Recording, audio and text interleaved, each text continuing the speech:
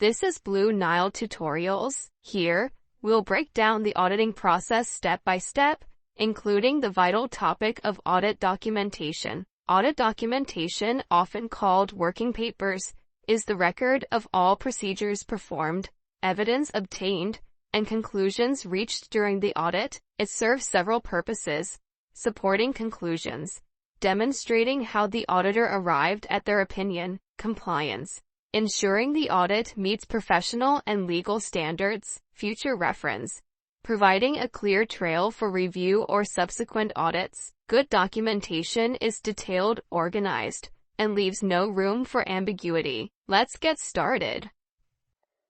This video is going to cover audit documentation. The auditor's objective is to form an independent opinion on the financial statements. In order to do this, they must gather sufficient appropriate evidence, perform audit procedures, and follow auditing standards and ensure ethical behavior while carrying out their work. Auditors must prove they have carried out their work properly. They must therefore gather as much tangible evidence as possible so they can back up their opinion. ISO 230, Audit Documentation, states that the auditors must ensure they have written documentation that proves that the audit was planned and performed in accordance with auditing standards and any other legal requirements. Helps the audit team plan and perform the audit. Helps more senior members of the audit team direct and supervise, as well as review the work completed. Is a sufficient appropriate record of audit work completed to assist in forming the audit opinion. Assists future audits and enables the audit team to prove they did the work. Therefore, audit documentation needs to be detailed enough to ensure auditors can show evidence that the audit was conducted properly. For every audit client, the audit firm will keep files to organize the documentation collected. There will be a current audit file, which will store all relevant evidence and documentation relating to the current audit.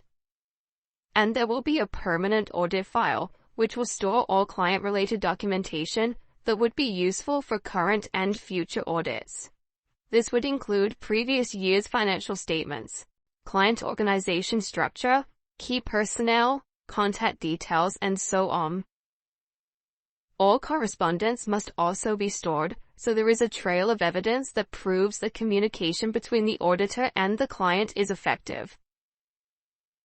For most audit firms, these files are now electronic. This is a more secure option of storing the information needed, plus it saves space in the office, which can reduce administration costs for an audit firm. The current audit file will back up the audit opinion. It should be completed in a timely manner over the course of the audit process, with the finalization of evidence just after the audit report has been signed. These files must be retained by the audit firm for a minimum of 5 years from the date of the audit report. This enables the auditor to prove what they did.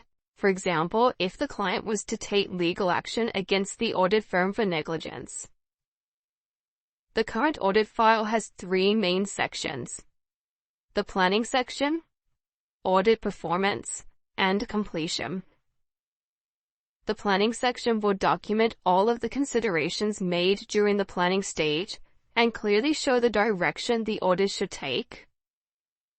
The audit planning document must prove that the audit team planned effectively and would include the following: an assessment of materiality and performance materiality, details from the analytical review performed at the planning stage, key audit risks, background information regarding the client in understanding the entity, any specific laws and regulations, staff booked for the audit team and budgets set, the overall audit strategy, and deadlines set to ensure the audit process is completed on time.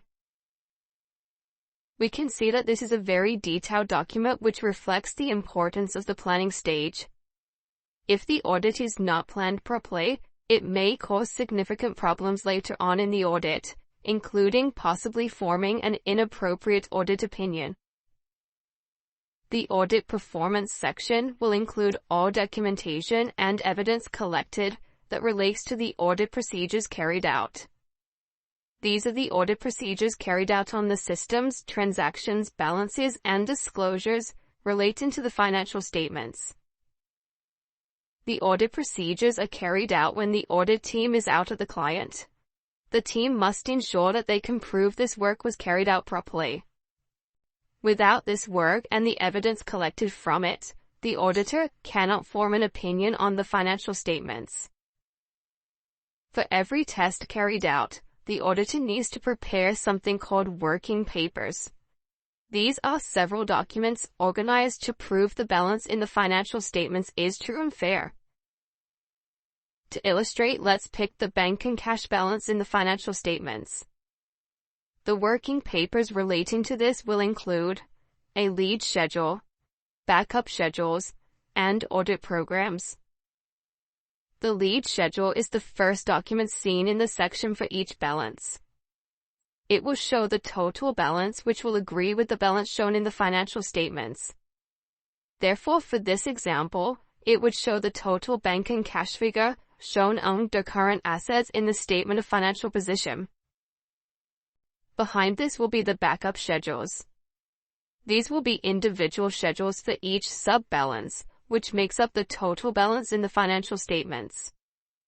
For example, if the client has 5 bank accounts and a petty cash float, there will be 6 backup schedules, 1 for each individual balance. They will all total to the front lead schedule. Then behind each of these backup schedules will be the audit programs. These are the detailed documents which explain the audit procedures carried out on the balance. They will be separate tests carried out on the current bank account, savings account, etc. Each of these tests will have a sheet explaining the test and its outcome in detail.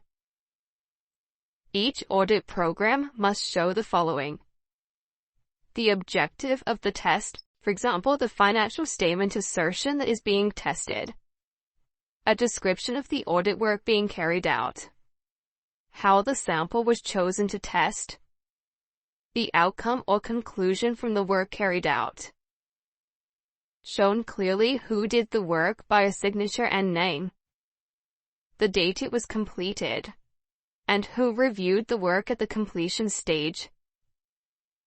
Any other documents that back up this audit program are then filed behind in this section as additional evidence.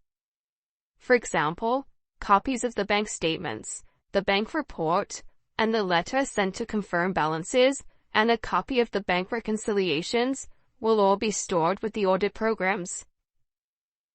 The third section is the completion area of the audit file. This is where the final review is carried out, and post-year-end audit procedures are carried out. All evidence connected to this work should be stored together here.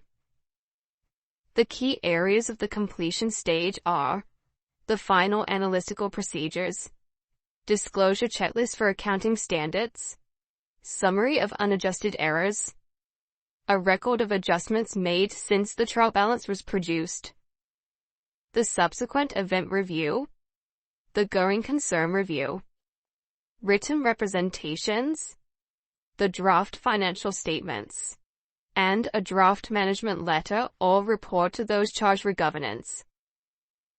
Again, evidence needs to be thorough and conclusions must be clear in this section.